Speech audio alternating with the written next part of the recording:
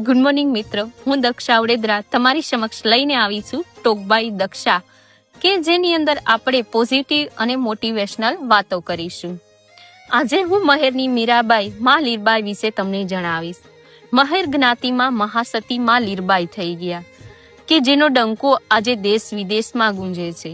માત્ર મહેર જ્ઞાતિના લોકો જ નહીં, પરંતુ દરેક જ્ઞાતિના લોકો માં લીરબાઈને પૂજે છે. માએ ઘણાય પરચા પોતાના ભક્તોને પૂર્યા છે.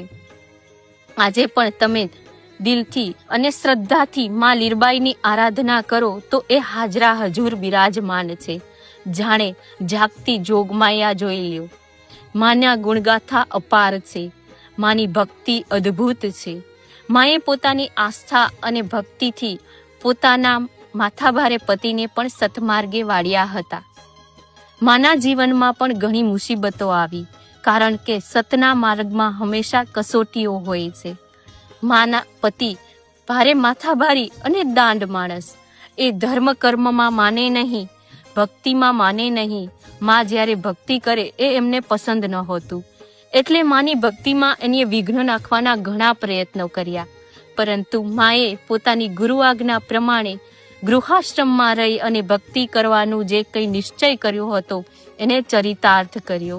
માની આવી ઉમદા ભક્તિથી આકર્ષાય અને એના પતિ પણ એની સાથે ભક્તિમાં જોડાયા. પછી તો બંને પ્રભુ ભક્તિમાં લીન થઈ અને આરાધના કરવા લાગ્યા.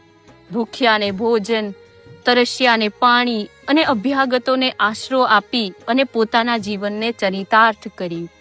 આવી જ રીતના મોરના ઈંડાને ચિતરવા ન પડે એવી રીતના માતાની પુત્રી મા પુતિયાઈ એને પણ પોતાની 10 વર્ષની ઉંમરમાં પોતાના બાપ માટે પોતાનું આયુષ્યનું દાન કર્યું હતું. 10 વર્ષની ઉંમરમાં પોતાનું આયુષ્યનું દાન કરનાર આવી મહાશક્તિઓ છે એ મહેર કુળમાં જ અવતરી છે. અને મહેર કુળનો ગૌરવવંતો ઇતિહાસ આ વાતની સાક્ષી પૂરે છે કે ધર્મની ધજાયું ફરકાવવા માટે થઈ અને આવી જે જોગમાયાઓ જગદંબાઓ છે એ મહેર કુળમાં અવતર્યું છે. જય ભારત, જય હિન્દ.